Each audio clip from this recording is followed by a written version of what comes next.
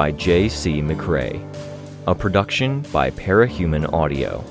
Performed by a cast of fans and volunteers. Please visit parahumanaudio.com to learn more. Thank you and enjoy.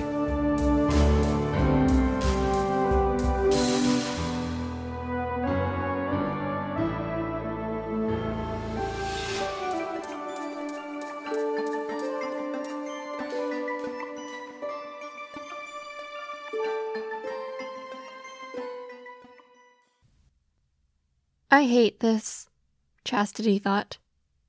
This isn't what I'm good at. Her boots struggled to find traction on the sloped, ice-crusted concrete. With a gloved hand, she reached into a pocket, dug for some sand, and sprinkled it down around her feet. Somehow, grit found its way into the glove, through the seams of the fingertips, in between her nails, and into the folds of the glove itself. She was hyper-aware of it. Hyper-aware of the wet and sand that had fallen into her boot earlier. Hyper-aware of how cold she was, the sweat, the dark. The slope of concrete was an exterior wall, part of a prefab segment for a building that had caved in when the building had been partially demolished. Below her were floorboards, equally prefab, churned out by factories with barely an examination, laid out, and then coated in resin. Those floorboards were littered with glass, with rubble big and small. The building interior was dark, cold, miserable. She saw a picture, what could have been a guy and his brothers, if he had very diverse parents. It was more likely they were co-workers, she told herself. People had lived here. There was a chance people had died here. She didn't smell it, but the cold played a role in that. She slid down until she reached the window in the fallen piece of wall. "Osti!" she swore. The window wasn't broken. "What?" The call came from above. "Window," she called out. Grit rolled and scraped against fingertips as she quickly undid fittings. Despite the fact she was chilly, she could feel sweat roll down her back. Suck! Why am I doing this? To win points with people who don't even care? Because you're filth. Everyone who knows you thinks it when they see you. Where you come from. People were always going to see you as the worst humanity had to offer, and that was decided while you still swam in your mother's womb. Because you are that man's daughter. The interlinked catches undone, the frame came undone. Chastity carefully moved each individual panel of glass to the container she carried, rectangular and flat, with individual subsections for different panes of glass. She picked big ones for the larger panes, then moved on to picking out the pieces of the broken panes and collecting them in one of the later partitions. She had to be careful in handling it, but she also wanted to be fast. This glass was glass, and glass was sharper than most knives, if more fragile. She had already cut herself once, earlier in the day, and one of her fingertips throbbed where she had jabbed it on a splinter of glass on a surface she'd rested her hand on. It hurt as she fought to pull some more stubborn pieces free. Metal scraped against glass, hurting her ears. Tabernacle, she swore. Desperate slut, grubbing in ruins. What do you look like now? Filthy, filthy, filthy. The refrain of her own voice turning in her mind, she finished removing the glass and closed the partitioned container, clasping it shut. There would be more windows, and she would hate every single one. They were so fiddly. It wasn't just glass. The frame had its own way of being put together, and there were 2 points she had to press the point of a blade into to make them separate. The best you can hope for is pity. Pity or a boner from a guy you've distracted enough that he won't think about who or what you are, where you come from. Deftly, with smooth and practiced motions she'd picked up over the morning, she disconnected the frame from the mounts, gathering up the individual lengths of it into one hand, then slid them into another tube she had slung over her back. She capped it, then leaned into the wall, stomach pressing against the base of the window as she poked her head down and through. With the way it leaned against the remaining wall at an angle, it formed a lopsided A shape. She looked beneath and spotted the wire that had run into the window. Solar windows. They didn't pick up a lot of power, but they picked up some, and the wires that fed into them had copper at their core. Pulling on the wire hand over hand, moving away from the wall, over to the other side, she removed the wire from the place where wall met baseboard. It had been painted over, and flecks of paint came away. She formed loops, coiling it around the back of her elbow and her palm, moving into the next room. The room was an office, and it had 3 windows, largely intact. Christ de calice de sacrement de tabernacle de cibois, she swore. What happened? Are you hurt? She turned her head. No. Frustrated. Don't scare me like that. Sorry. You like the attention. How many times today have you thought about letting yourself slip while scaling a tricky surface? Not enough to do any real harm, but enough that someone has to carry you, take you home, make sure you get clean. They'll pamper you. I won't do that. She loosened the first frame, then removed the glass. It was at the point where the container was getting heavy. Glass wasn't weightless, and the glass of 4 medium-sized windows was a lot. Then there were the pieces of the frame itself, the coil of wire, and the winter clothing she wore. All you have to do is let the glass cut you. It doesn't even have to be a bad cut. I'll need a hand, she called out, as she got the last of the glass from the 3rd window. There's a lot here. Great! I'll be down as soon as we have a spotter. 'Kay. She extricated herself from the strap and put the satchel of glass down on the floor, leaning it against the wall. She finished dismantling the frames, bundling the lengths of metal together, and slid them into the tube she had slung over her back. There was other stuff. A computer desk with a monitor, but no actual computer. The owner had taken it with them. She began sorting through it, pulling out a clear plastic bag, and then doing what she could to organize it inside that bag. In the process, she found a laptop, old and disused, a backup. Picking over the bones of a city that had grown up on scavenged bones and handouts itself. It reminds me of home, she thought, and felt sour at the notion that she still thought of the various Vazil households as home. Everything secondhand, everything just a little bit shitty, and when it's not shitty, it's because it's stolen. Nobody, whether they were family or people outside the family, ever thought we deserved nice things. Nobody thought we deserved a space of our own. Nobody thought we deserved kindness. Pity? Yes. Disgust? Absolutely. Hate? Oh, sometimes. Especially from women.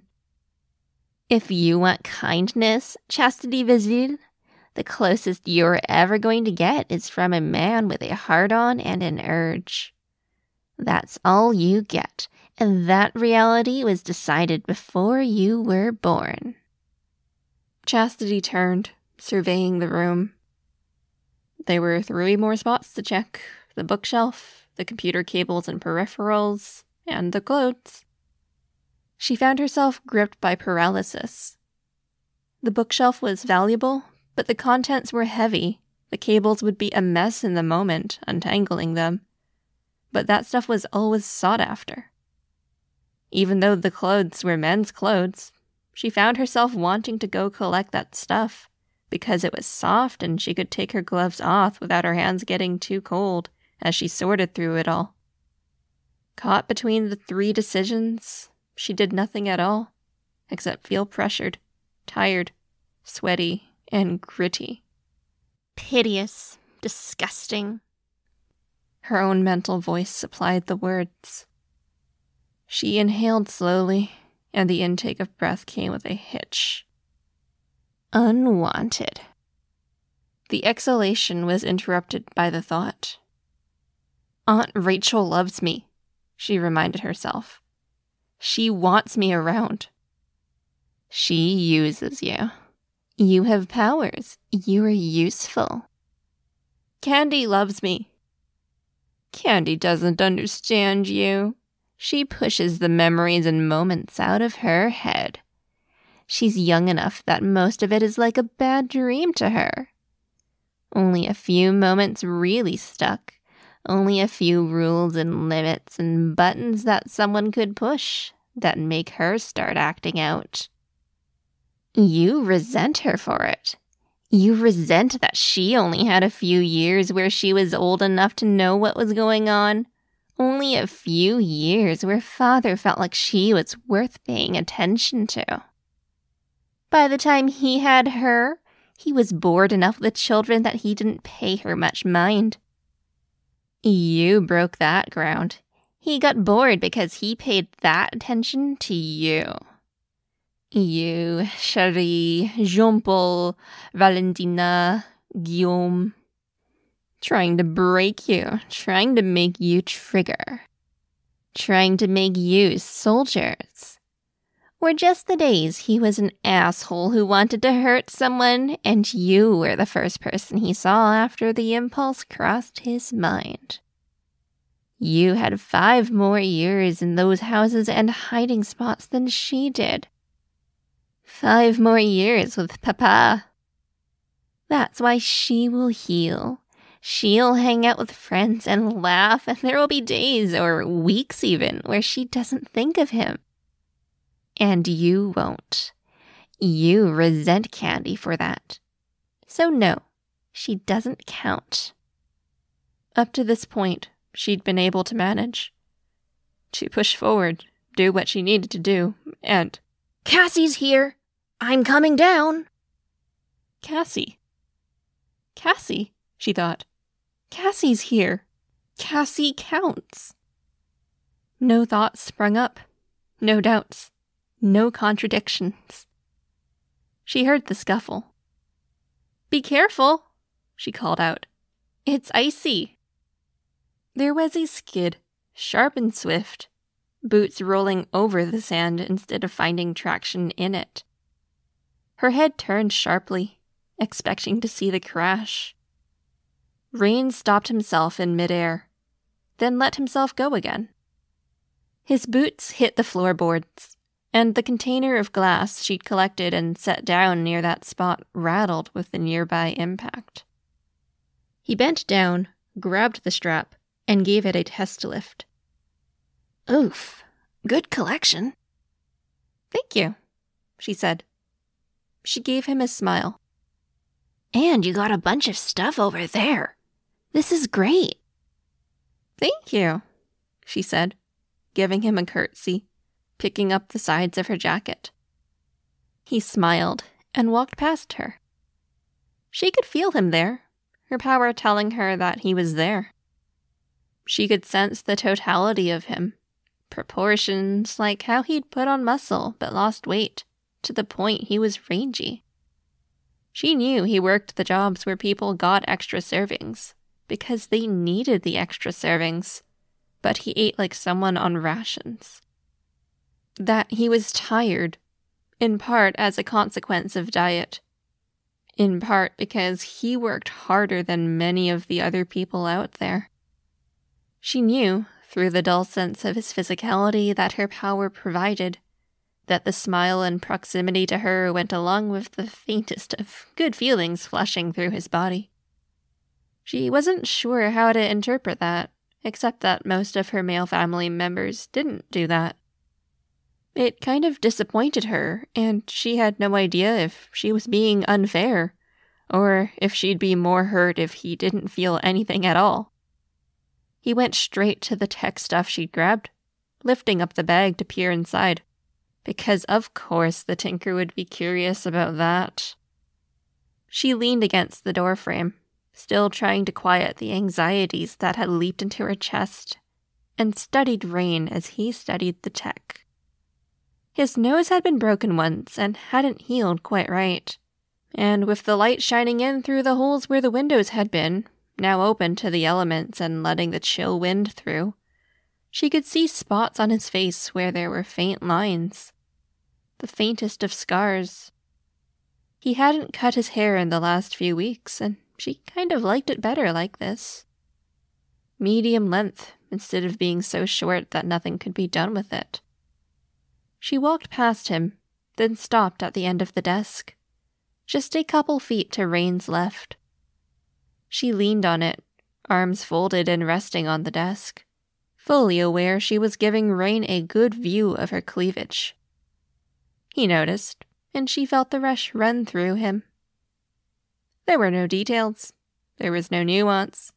Only broad strokes painted through his body in shifts in heartbeat, blood flow, blood distribution, and hormones. Like the hit of a drug running through him. She felt physically good, getting that reaction, but her thoughts were mired in disappointment. Or she felt cold, lonely, just a little bit skeeved out that it was that easy on a purely physical, reactionary level. At the same time, her thoughts were warm, happy that she'd made his day a bit better, because she did like him. It was never both at once. Should be neither. How is it? She asked, waiting a beat before pointing at the bag. Good, he said. Do you want me to carry it? I wouldn't mind, she said. There's no rush, Rain. We could hang out. We're hanging out all day, he said.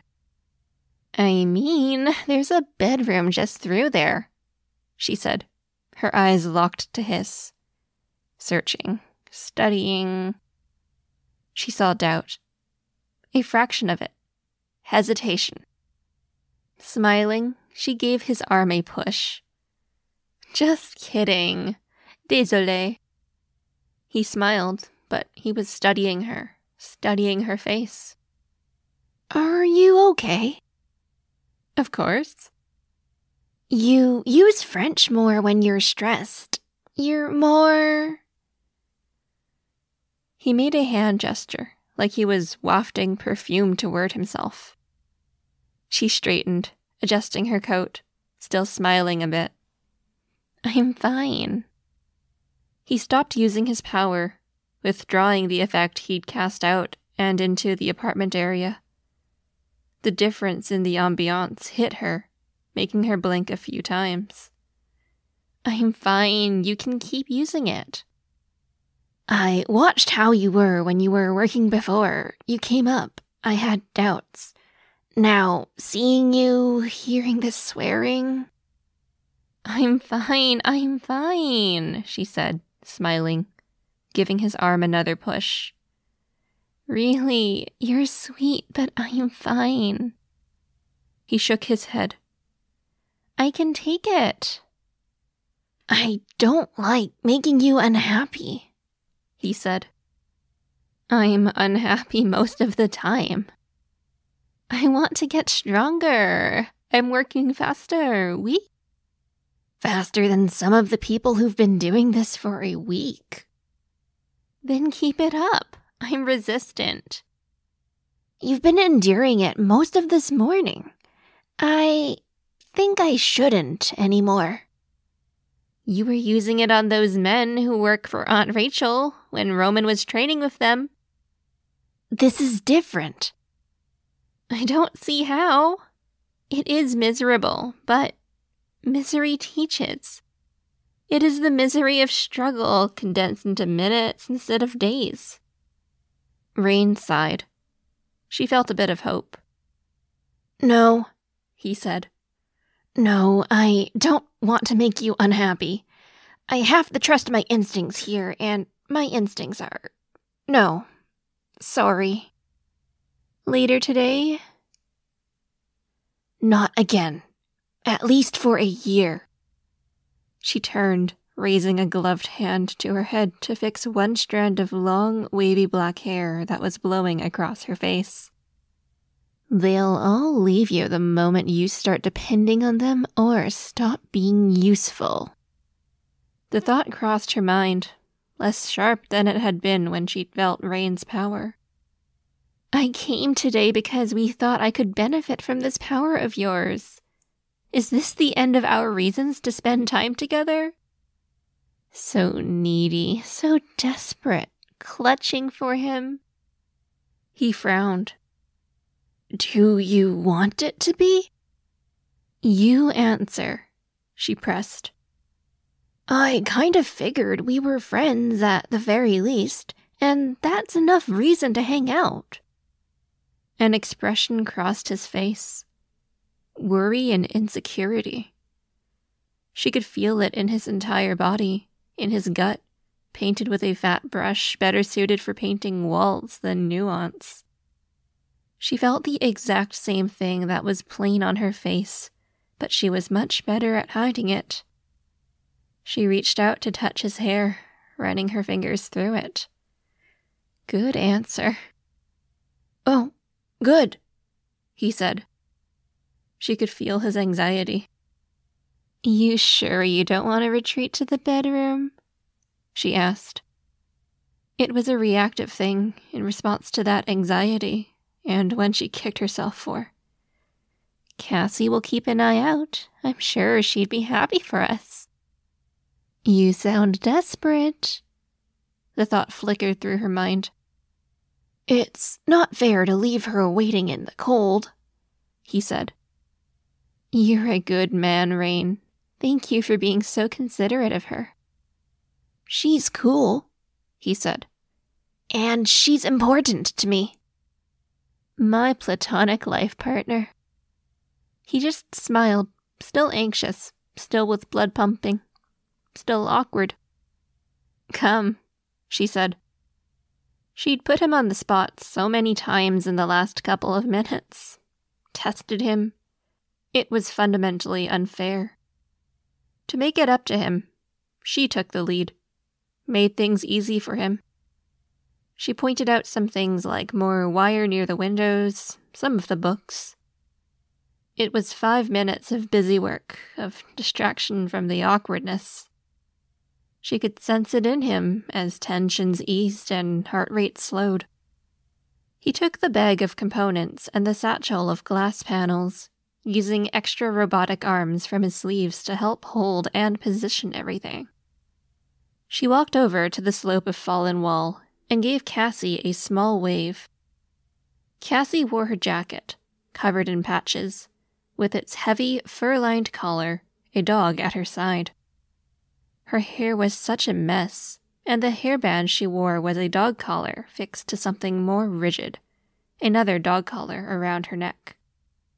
Chastity detached her whip from her waist. Flicking it out, she caught a bit of concrete. Cassie stepped forward and set her boot down on it to help keep it from slipping. The climb wasn't too bad, and the grit from earlier helped. It seemed like Rain had applied some, too. Chastity took her friend's hand for the last big step. Rain used the rope to haul himself forward, pausing twice to use his power and adjust his grip while suspended in space. Cassie touched Chastity's arm, and Chastity turned away from watching Rain. Cassie held out her arms, the universal signal for a hug. Obediently, Chastity hugged her friend. "What's that about?" Chastity asked after she pulled away. "Your eyes looked sad," Cassie said. "What's going on?" There was a momentary glance in Rain's direction. Chastity shook her head in response. "No, not him. He's not why." "What do you need?" Cassie asked. She almost lied. "A shower. Clean clothes. I hate being dirty." Cassie gave her army squeeze, then joined Chastity in helping Rain make it over the upper edge of the slope. They had more bags waiting. They had taken turns as spotter, because those were the rules. One person keeping an eye and ear out for collapses and problems, as the other two investigated apartments and took the essentials. They made their way down to the rubble of fallen buildings. Toward the center of the block was a set of tents, including a tent over a series of tables and benches, an administration area for sign-up, a place with supplies, another place consolidating and sorting stuff. Rain lifted some of the bags onto the table by the sorting bench. He kept the thing of glass, then dug a few things out of the big plastic bag of computer components. Chastity took out the laptop, then signed the papers necessary to request it. The way this worked, people could pay for a certain building or part of a building. They were then free to go through the ruins, always with spotters, and with rules. The coordinating areas would buy stuff, but if they wanted to keep stuff, there were rules about requesting it, giving the original owners some rights, especially for anything that held data or anything with possible sentimental value. If the owner didn't want the laptop, the contents would be backed up on a major server as a just-in-case, and then it would be sent to Chastity. Chastity bent down to pet Dune, giving him scratches behind the ears. He tried to lick her face, and she fended it off. "That'll be it for us. We only got to half the building," Rain said. "What?" Chastity asked, raising her head. Dune took the opportunity to lick the side of her face. "There's still the rest of the day, and the building." Rain exchanged a look with Cassie, then made a face. "Let's go back. It's been a long morning." Chastity couldn't really bring herself to argue the point that aggressively. She went with them to the bus stop and put an arm around Cassie's shoulders, while Cassie rested her head on Chastity's shoulder. The bus arrived, and they loaded their stuff into the guts of it before filing in through the front door, heading straight to the back seat. Chastity was sandwiched between her best friend and the boy she liked, and it was nice. She could feel the entirety of both of them, and the fact that they were calm and okay helped her to feel calm and okay. The internal voice that had chased her all morning still felt like it was there, but in this, sitting on a bus and seeing the extent of the ruins, things were okay. The city was a mess, borderline unsalvageable. The cracks were still there, even if they weren't glowing ominously anymore. The Titans were gone. The machine army had been briefly placed on pause, but it had adapted. The plan, it seemed, was that Gimel would belong to Capes and to the people closest to the Capes. The refugees would settle just past the portals, in corner worlds that would become central hubs and settlements. The machine army would be a problem. So would Chite. Capes themselves would be a problem. But it was okay. She nuzzled Cassie's head with her face. "You smell like wet dog." Cassie laughed. "Not a lot, I hope." "Just a little." "Are you sure that isn't Dune?" Rain asked. "It's me," Cassie said. At the same time, Chastity said, "It's her." Saying the dog's name had got its attention, and Dune rose from its sleeping spot at Cassie's feet, going to Rain. Just petting the dog seemed to lower Rain's blood pressure, doing away with the distraction that Chastity herself provided. Cassie was just a naturally happy, calm person. It soothed. Vicariously, she could take that peace and happiness, and... She nodded off, her thoughts dipping into the incoherence that came with approaching sleep. Cassie adjusted, leaning in closer. She was safe here, with her people. Not from the other people on the bus, or from attacks, or from anything of that sort, but from that nagging, horrible, hateful voice in her head.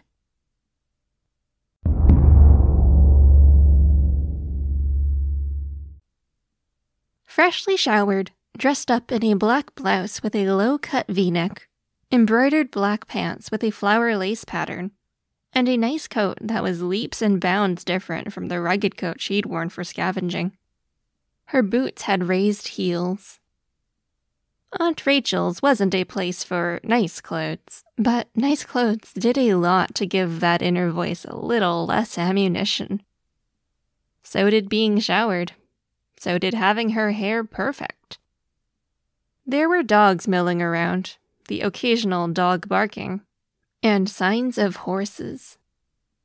There were people pulling together with unloading trucks and getting temporary shelter up. It was funny, but Aunt Rachel's had been one of the further-flung settlements for a certain type of person with certain skills and tolerances. Now it was expanding. 30,000 people in all, and they were people content to stay on Gimel, to be Cape adjacent.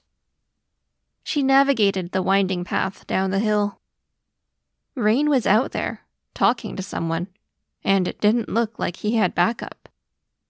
Beside him was the greenhouse they were building, using the glass they'd collected while scavenging. She didn't recognize the person Rain was talking to. He looked like a lawyer. Old, wearing a suit with muddy doggy footprints on it from an enthusiastic greeting. She tensed as she saw the others. People in patrol uniforms, geared up for a fight. Light power armor, laser rifles. They didn't look like they were planning to shoot, so the situation wasn't tense. But it was still strangers, still weapons, still battle readiness. She was halfway to him when she saw Cassie in the stable. Cassie beckoned. She entered and saw that Aunt Rachel was there too, as were Lily and Saba. "What's going on?" she asked, her voice quiet. Lily's expression was sad. Cassie looked worried. "He's leaving?" Chastity asked. Lily explained. "It's someone from the legal system. They have a prison. They are checking on some of the people who didn't accept the sleeping death for humanity's benefit." "What? But Rain..." "And the escaped prisoners from when the prison was opened, deciding on a case-by-case basis what they're going to do." Chastity looked, studying Rain from a distance. He looked happy.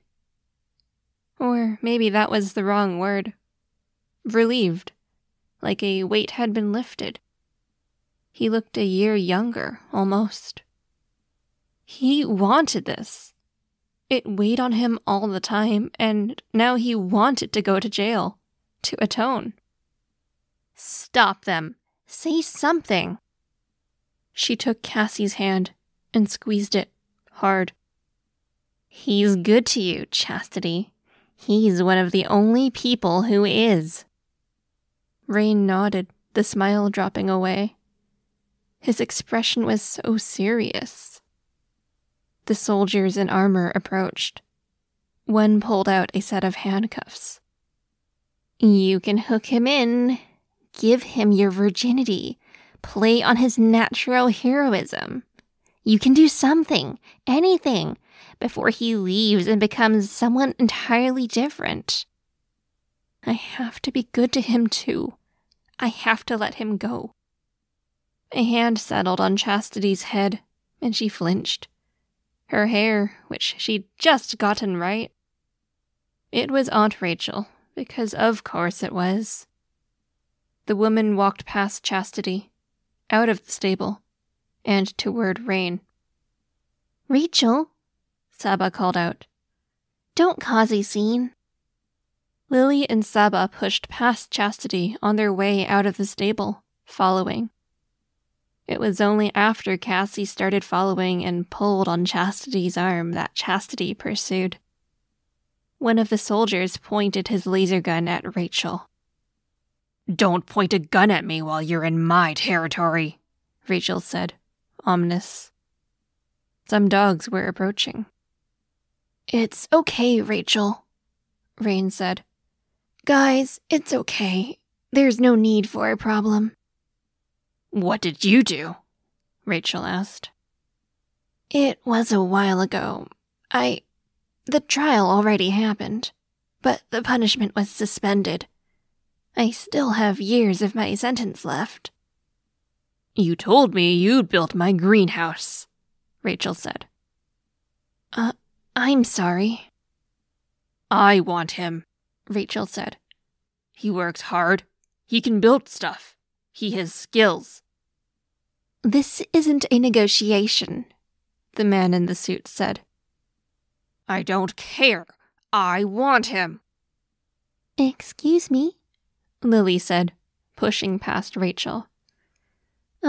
It's my understanding that Rain has been doing a lot of what he's been doing out of a self-imposed community service."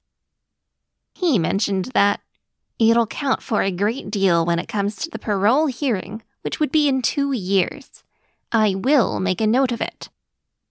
"This is meant to be considered on a case-by-case basis," Lily pressed. "Is there any leeway?" He's accepted the terms.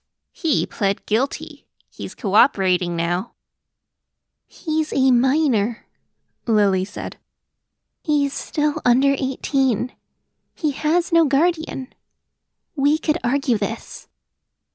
I would have to stress, the we is part of the concern here, the lawyer said. "Speak plainly," Rachel growled. I'm sorry to say, you're criminals. Villains, if you don't mind my saying so. "I do what's necessary. Nothing more, nothing less," Rachel said. Even if we were to take a more probationary approach, which is one other possibility, someone on probation can't associate with villains. I am sorry.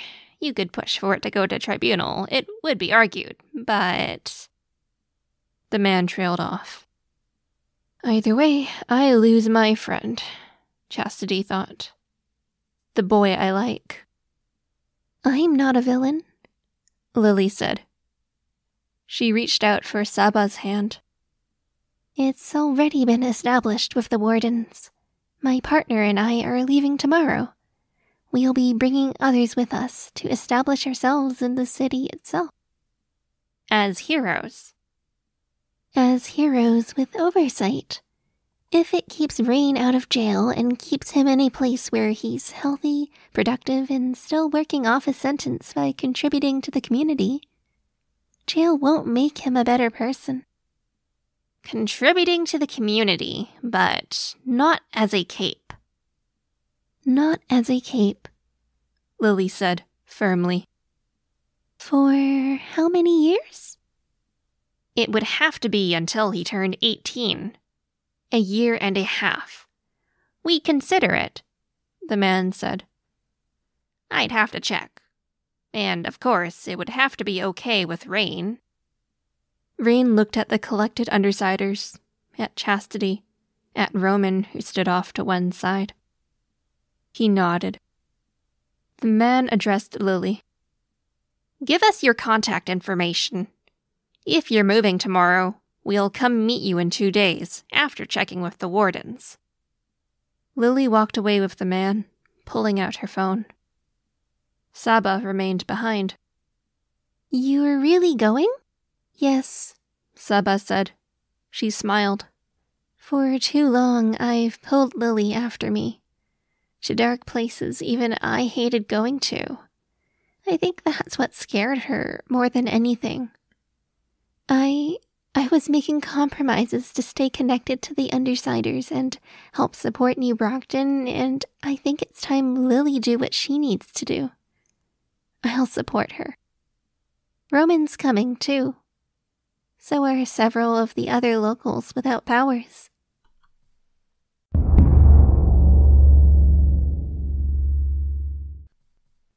Aaron and Lachlan were present, helping Rain with getting everything together.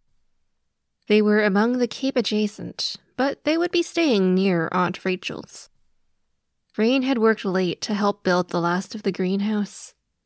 Scavenged metal fit into framework made of the metal panels. Wood to brace it and keep it from blowing over. The windows would be openable as required. "You should go talk to him, say goodbye," Cassie said. "You'll regret it if you don't." "Is he happier not going to jail?" Chastity asked. "I think he's happy so long as it's recognized. He doesn't want it to be glossed over. Do you want to be with him?" "I can't. I'm a villain," Chastity said. "If you went with Lily, you could be like Roman and rebrand as a hero." "But then I wouldn't have you," Chastity said. "And that's so much worse." "I kind of talked to Rachel," Cassie said. "If you wanted to go, I could come with. We need ethical dog breeding and dog care in the city. Some of the dogs are trained for search and rescue. There's room for me to apply what I know." "But then you'd be leaving Rachel." "She said she'd be okay without me. That I'd have to come back regularly anyway, for dogs and dog things. Vet care." Rain was smiling as Lachlan and Aaron leaned against a fence, side by side. They were talking so casually. "You just need to figure it out," Cassie said. "Talk to him. Tell him what you want." "I'm a mess of a person," Chastity said. She thought of yesterday, scavenging. The thoughts that had chased her. Rain's power had brought them to the surface, but they were ideas and thoughts that were always there. "A lot of us are," Cassie said. "How can I ask him to like Chastity Vazil if I can't bring myself to do the same?" "I don't know, but I don't think you figure it out by standing here and watching him pack from a distance." Cassie gave her a push. The muddy footprints of Aunt Rachel's camp sucked at Chastity's boots, which really weren't for this climate or environment. Her whip banged at her hip, all coiled up. The confidence she wore was something she could use to hold herself up, even when she felt low, small, and scared. Rain saw her and smiled. More easygoing, and she got close enough to feel his physicality with her power. More relaxed than he had been in a while. Because he had a place to go. "Can I steal you?" she asked. He nodded. They walked away toward a fenced-in area where puppies were running around. Seeing them peer over the fence, some of the puppies bounced up, tails wagging beneath them. "I was thinking I might come," she said. "That would be great." "Because of you," she said. "As complicated as that is." "Doesn't have to be," he said. She smiled, leaning into him, her shoulder against his arm. Buying into Aunt Rachel's philosophy of relationships? Some of those poor guys she takes back to her cabin. "Not like that," he said. "What a shame," Chastity said. She was nervous. "I think you're cool," Rain said. Then he made a face. "That's the wrong word. I've thought about what I'd say before, and It's completely disappeared from my head now that I have a chance. You're so good to the other kids, Chastity. They'll miss you, I know that. They look up to you for good reasons. Because you're admirable. You have qualities I wish I could have myself. You're stylish, you're loyal, you're brave, you're fierce when you need to be. You pick things up fast, even without my power helping. And you pick really cool things to pick up, like the whip.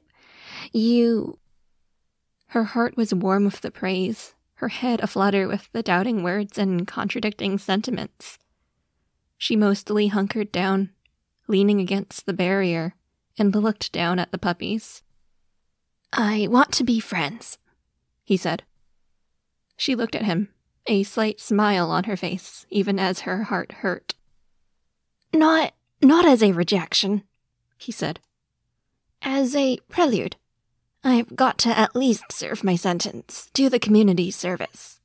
I need to be in a better place first. Me too, she said, quiet. He nodded, taking that in stride, as if it wasn't the biggest red flag ever. The hurt was gone now. There was now only the uncertainty, the open path before her. He reached down for a puppy as he spoke. Friends first, for a year and a half at least. Then we revisit the topic, or we let whatever happens happen after that. She nodded. I'm a natural tease, you know. I know, but we could draw the line at doing what you do with Cassie. How bold. You do know we cuddle naked? She could feel the short circuit run through his body. Kidding, she said, smiling. She was. This will be fun. This will be interesting. But I'll be glad to have someone along to help me make sense of Roman. He stepped away from the fence, and, her heart light, she stepped back as well. As they walked back toward the truck, she beckoned Cassie. Cassie knew her well enough that she could read her mind. Approaching at a run, Chastity's best friend practically tackled her with a hug. She could feel the excitement, feel the new comfort, with less walls up, despite the new boundaries and rules dictating this friendship prelude. The rest of the winter wouldn't be easy, but it would be warm.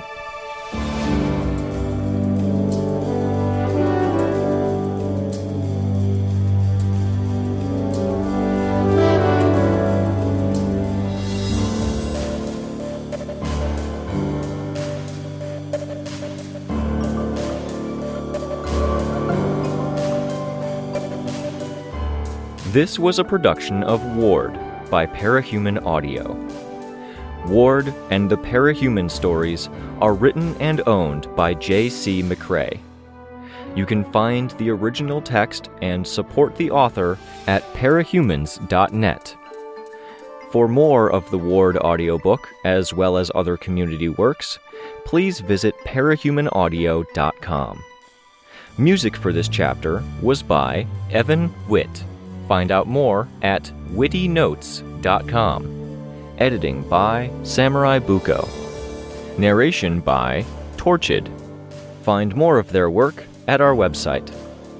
Thank you for listening.